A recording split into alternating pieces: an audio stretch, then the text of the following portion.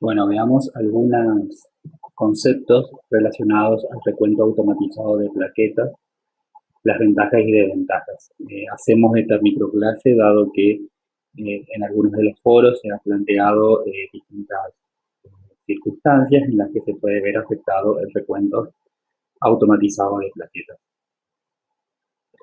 Es muy importante recordar rápidamente las distintas tecnologías que existen para el recuento plaquetario. La mayoría de ellos utilizan la impedancia, dependiendo del equipo, si el mismo es de 3 diferenciales o de 5 diferenciales. E independientemente de eso, ambos siempre tienen el recuento por impedancia de plaquetas.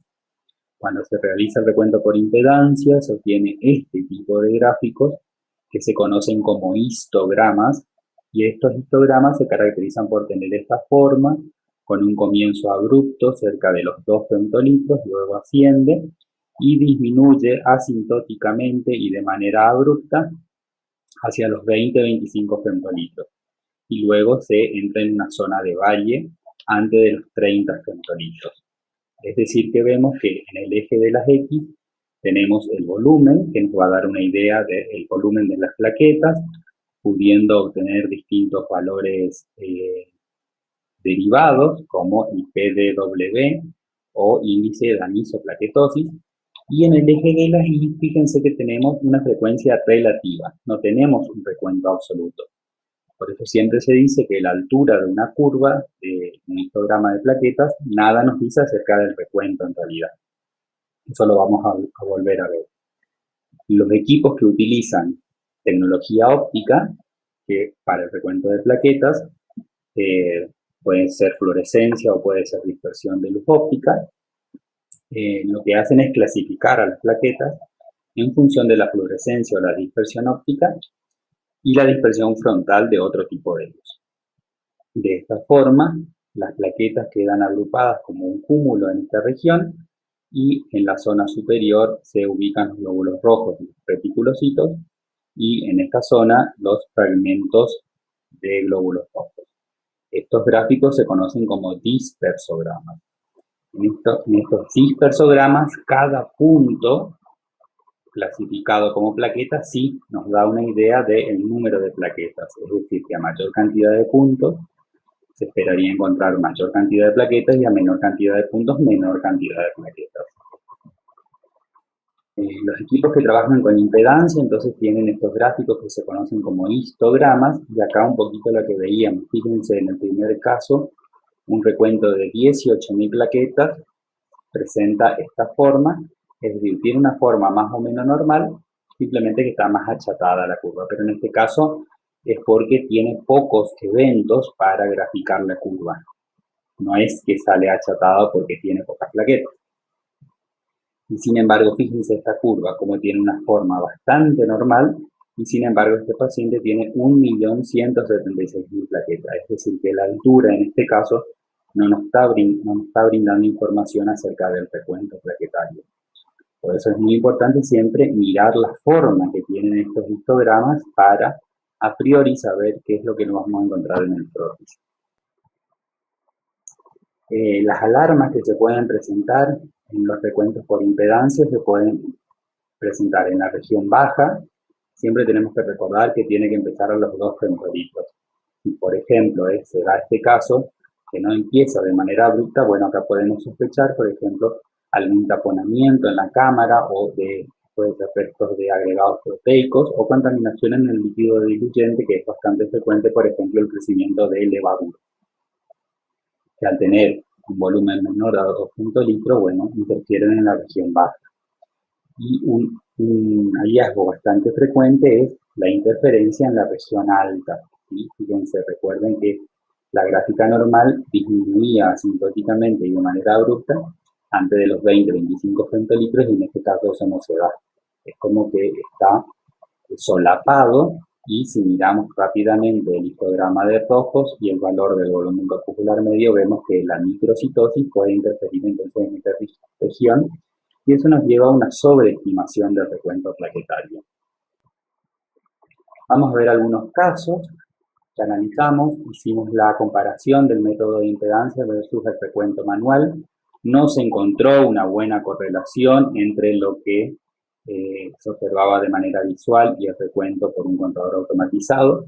Y esto obedece a que en los frotis, cuando se observa el frotis de punta de jeringa, se pueden observar plaquetas dispersas o también pueden haber pequeños agregados plaquetarios, sea producto de una extracción dificultosa, por ejemplo, o sea producto de un recuento ligeramente aumentado, y esto hace que estos agregados plaquetarios no sean contados en el contador hematológico si es que se formaron in vitro, digamos, ¿sí? Entonces, esto lleva a la gran dispersión de datos y a que no haya una buena correlación. En este caso, nosotros tomamos como recuento verdadero el recuento visual. Entonces, el recuento óptico, que dijimos que se podía analizar por medio de la fluorescencia y la dispersión lateral de luz, se presentaban este tipo de gráficos, y acá fíjense, acá tenemos este mismo equipo, brinda información del recuento de impedancia y del recuento óptico. Este recuento, con este histograma nada podemos decir acerca del recuento, pero si miramos este dispersograma, bueno, vemos que tiene un número normal o aumentado. Deberíamos tener una muestra normal para comparar. Sin embargo, acá lo interesante es que en este caso sí se corrobora, digamos, por dos metodologías, tanto impedancia como recuento óptico, que esta muestra claramente tiene menos plaquetas que esta muestra. Eso es lo que podemos decir. ¿Por qué? Porque acá en el dispersograma se ven mucho menos puntos de intensidad que en este. Entonces esta muestra claramente tiene menos plaquetas. Para eso nos tienen que servir los histogramas y los dispersogramas. Podemos ir analizando de esa forma. Damos por ejemplo este caso, que fue publicado, un caso clínico que hablaba de la fragmentación masiva de glóbulos rojos que enmascaraba una trombocitopenia tanto para el recuento de impedancia como para el óptico, en el caso de un neonato conectado a máquinas de circulación extracorpórea. Miramos este primer histograma de plaquetas, vemos que tiene forma anómala. Este es un histograma de plaquetas de una muestra normal.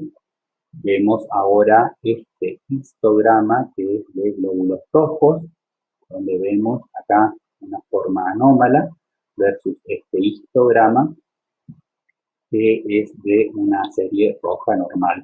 Entonces vemos que en el histograma de plaquetas tenemos una interferencia en la región alta, que posiblemente sea un solapamiento con esta región. Si miramos los dispersogramas de ambos casos, vemos que este paciente presenta muchos fragmentos que tienen baja fluorescencia, es decir, que no tienen casi nada de contenido de ARN o contenido proteico que pueda florecer en este equipo, y sin embargo esta muestra normal muestra una distribución normal de las plaquetas, y estas verdes ahora vamos a ver que son plaquetas inmaduras. Entonces, ¿qué puede estar llevando a esta imagen anómala? Teniendo en cuenta la alarma en la región alta y la interferencia en esta región de glóbulos rojos, bueno, el contador hematológico había arrojado un recuento de 160.000 plaquetas. Al observar el frotis se vio esto, había muchas menos plaquetas y abundante cantidad de histocitos. Y al hacer la corrección, este paciente terminó teniendo 27.000 plaquetas. Entonces acá vemos la importancia de realizar una observación minuciosa del frotis y de interpretar tanto los histogramas como los dispersogramas, siempre comparando con una muestra normal.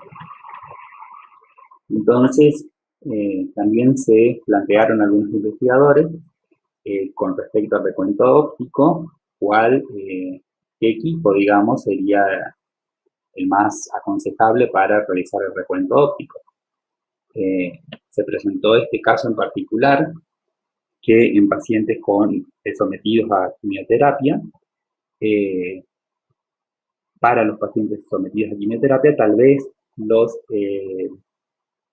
equipos de impedancia sean los más adecuados, dado que lo que puede ocurrir es que en estos pacientes sometidos a quimioterapia puede haber lisis celular es decir, se van fragmentando las células y esos fragmentos continúan teniendo material ribosómico o material proteico que puede alterar el recuento óptico. Sin embargo, al ser de un tamaño un poco superior al de las plaquetas, no serán contadas como plaquetas y por lo tanto en ese caso la impedancia no estaría afectada. Sin embargo, el recuento óptico sí, porque lo que detecta es justamente la fluorescencia del contenido de esas microvesículas. Eso para ese caso particular, digamos. Y estos otros autores hicieron un trabajo donde comparaban la exactitud del recuento de plaquetas versus dos metodologías, óptico e impedancia, y se dieron cuenta que en los casos de pacientes con trombocitopenia y que además tenían microcitosis, era conveniente usar el recuento óptico, justamente por lo que estábamos hablando de la interferencia que puede haber en la región alta cuando se analiza por impedancia. Y algo que se puede también analizar en los dispersogramas, que es muy interesante, en los dispersogramas de los contadores de 5 diferenciales, es esta región en el dispersograma de plaquetas, donde se observan plaquetas con un elevado contenido de material ribosómico, lo cual le otorga una elevada fluorescencia. Y en realidad lo que se sabe es que desde los estadios de pre y proplaqueta, estas contienen elevadas cantidades de este material ribosómico y a medida que van madurando, van perdiendo ese material y se convierten en las plaquetas. Es decir, que observar esta región nos está dando una idea del índice de producción plaquetaria, ¿sí?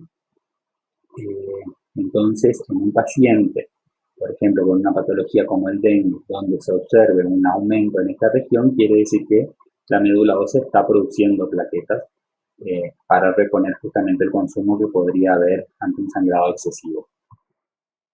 Entonces, ¿cuáles serían las recomendaciones finales para el análisis de los datos arrojados por los contadores hematológicos? Siempre mirar todos los frotis. Nosotros recomendamos siempre realizar frotis sin anticoagulante.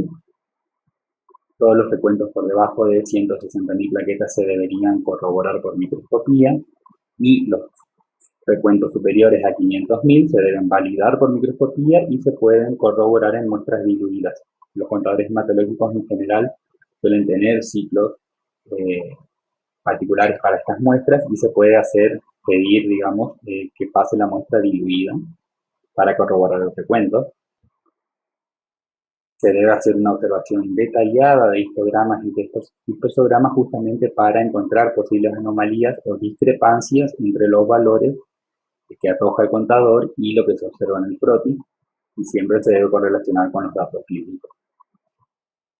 Como siempre, nosotros vamos a recomendar que la evaluación al microscopio es lo que nos va a terminar siempre de dar una idea mucho más formada de los datos arrojados por un contador. Bueno, espero les resulte interesante este tema y quedo a disposición por cualquier consulta.